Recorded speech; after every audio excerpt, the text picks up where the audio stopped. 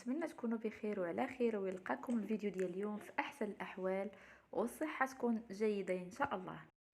اليوم غادي نحضروا مورينغ اللي كيجي اكثر من رائع، وواخا تكوني اول مره غتقدي هذا المورينغ راه كيجي ناجح 100% ومضمون. غير تبعي معايا المراحل كامله من الاول حتى الاخير خطوه بخطوه باش ان شاء الله لا جربتي هذا المورينغ يطلع لك ناجح 100% وعلى ضمانتي ان شاء الله.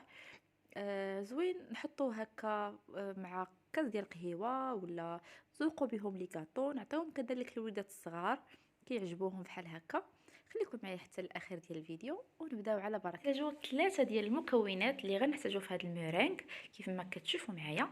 عندي هنايا سكر السنيده. سكر السنيده ضروري تكون السنيده رقيقه كيف ما كتشوفوا معايا. كنأكد على السنيده تكون رقيقه، ما تكونش ديك الغليظه، وإلا كانت الغليظه طحنوها شويه، ماشي تكون بحال سكر كلاصي، وانما تكون سنيده مطحونه. عندي 6 المعالق ديال سكر سنيده. كذلك هنا عندي 3 ديال بياض البيض، وبياض البيض خاص ما تكونش فيه حتى شي شويه ديال صفار ديال البيض، ويكون بحراره ديال المطبخ ضروري. وهنايا عندي معلقه كبيره ديال الخل او معلقه كبيره ديال الحامض. الا ما عندكمش الخل عوضوه بالحامض. هادو هما المكونات 3 اللي غادي نحتاجو في هاد المورينغ. وندوزو دابا الطريقه ديال التحضير.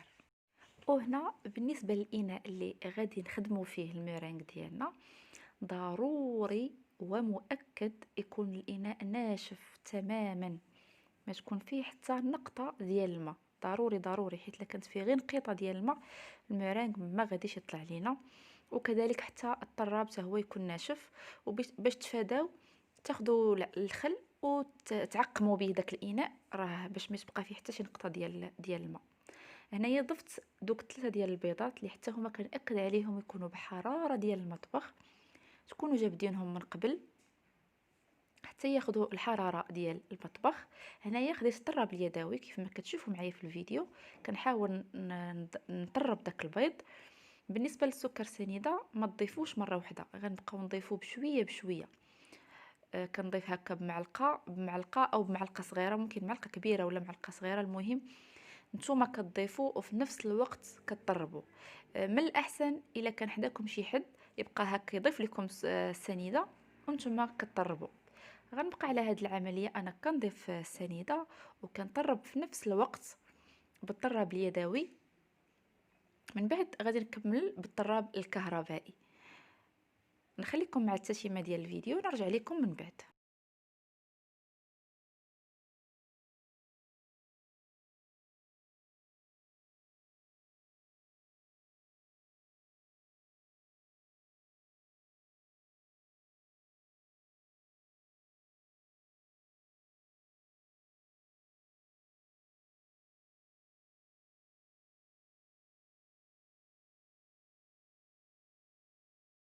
هنايا غادي ناخذ الطراب الكهربائي ضروري، حيت صعيب نطلعوا الميرينغ غير بالطراب اليدوي، حتى هو يكون ضروري ناشف تماما من الماء. صافي هنايا غادي نبدا نطرب الخليط لمده ديال 20 حتى ل 25 دقيقه باش ما طربتوه مزيان، باش ما احسن كيطلع لنا الميرينغ ناجح 100%.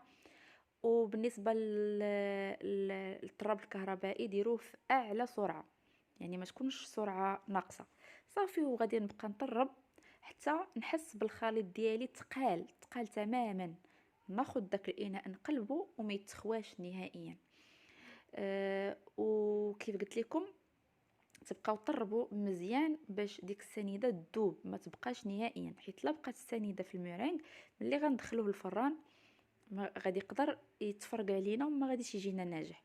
لهذا خاصنا نطربوه مزيان، طربوه باش ما طربتوه مزيان باش ما احسن. يعني اعطيوه حقه في التطراب كيف قلت لكم من 20 دقيقه حتى ل 25 دقيقه. هنايا ضفت ديك المعلقه ديال الخل. بالنسبه للمعلقه ديال الخل شنو الدور ديالها؟ الدور ديالها هي غتخلي ليا هذا الخليط يبقى في الحجم ديالو، ما غاديش يهبط وغادي تعقد ليا اكثر الخليط. هذا هو الدور ديالها.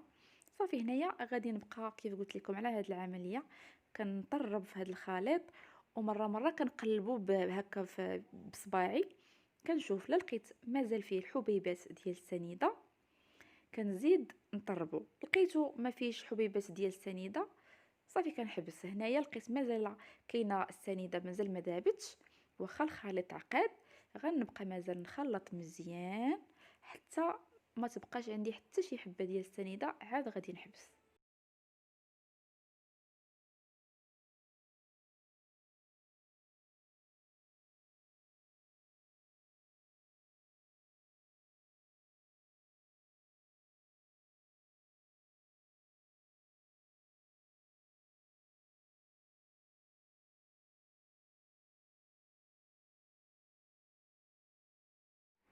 هنايا صافي كيف ما كتشوفوا معايا الخليط راه واجد.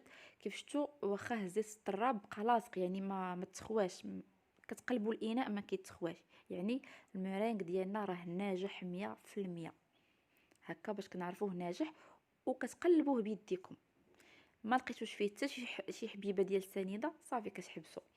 انا هنايا في هذه الاثناء غادي نقسم هذا الخليط على 3. غادي نخلي واحد طبيعي ما غندير فيه حتى شي مذاق، وجوج غادي ندير فيهم المذاقات.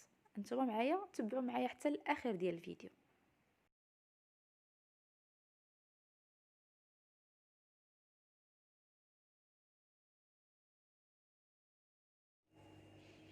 وهنا غادي ناخذ مذاق ديال الفريز، ناخذ فيه تقريبا واحد راس معلقه صغيره، ما كثرتش فيه بزاف.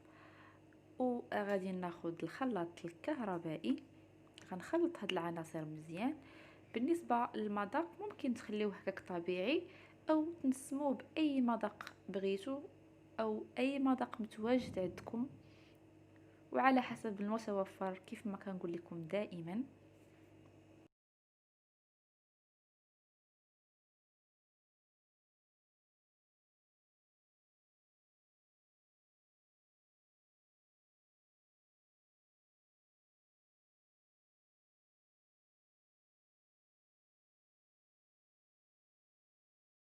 وهنايا خديت مذاق الليمون او البرتقال، ضفت مع نص معلقه صغيره. كذلك غادي نطرب بالطراب الكهربائي حتى يتجانسوا العناصر مع بعض. كيف ما كتشوفوا معايا كل شيء مشروح وموضح في الفيديو. كنتمنى نكون وصلت لكم الشرح مزيان، وسمحوا لي طولت عليكم بزاف في الهضره، ولكن بغيت باش نوصل لكم بطريقه مزيان باش ملي تخدموا هذا المورينغ يطلع لكم ناجح من اول الاستعمال. هنا من بعد ما نسمت كل جزء بالمذاق اللي بغيت، صافي غادي ندوز غناخذ واحد الجيب الحلواني. بالنسبه انايا خديت مذاق ديال الفريز، كذلك مذاق ديال الليمون، خلطهم مع بعضياتهم بجوج. كيعجبوني ملي كيتخلطوا بجوج كيجي مذاق تاعهم زوين، وفي نفس الوقت ملي كنخرجوا الشكل اللي بغينا ديال المورينغ كيجي فيه هذاك اللون ما بين الغوز وما بين هكا صفيفر، كيجي زوين. ممكن ديروا كيف قلت لكم تكتفيوا انه يبقى غير بلون واحد، اللي بغيتو نتوما كيبقى الاختيار لكم. هنا خديت لاطه الفران، ضفت عليها ورق الطبخ اللي ضروري صافي، وبديت كنخرج هاد الشكيلات كيف ما كتشوفوا معايا. كلشي راه باين في الفيديو، شارح راسو براسو. نخليكم مع التتمه ونرجع لكم من بعد.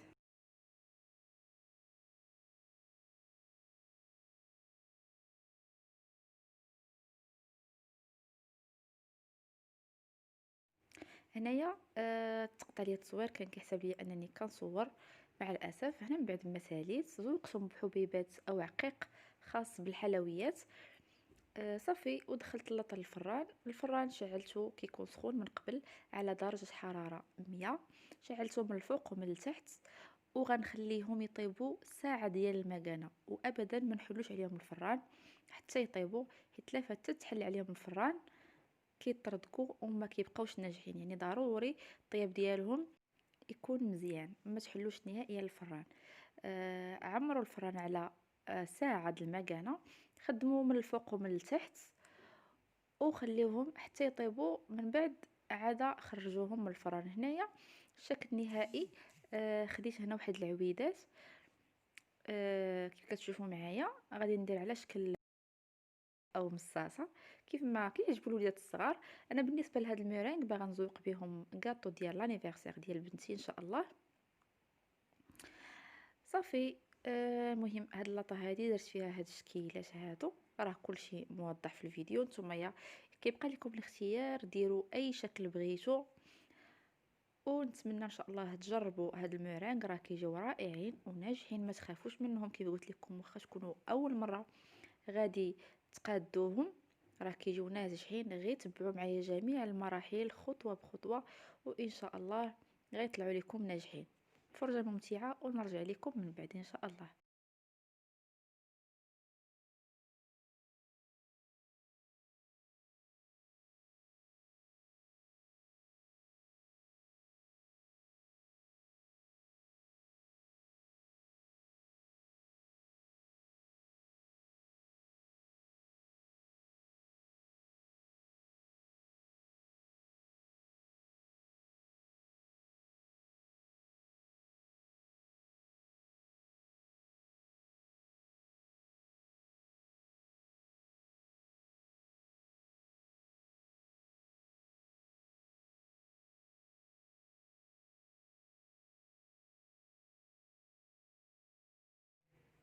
صافي هنايا كيف كتشوفوا معايا زوقتهم حتى هادو بالعقيقات. صافي غادي ندخل اللاطه ديالي للفران. الاولى راني خرجتها، هنا حطيت لكم واحد الصوره ملي كنت دخلت اللاطه الاولى في الفران ملي كانوا كيطيبوا.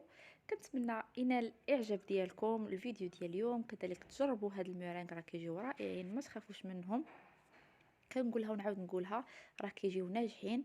لا عجبكم الفيديو ما تنسوش تخليو ليا جيم، كذلك اشتراك، فعلوا الجرس باش يبقى دائما يوصلكم كل جديد ديالي وباش تعمل الفائده. وكذلك دعموني حتى انا، ونقول لكم الى فيديو اخر ان شاء الله. السلام عليكم.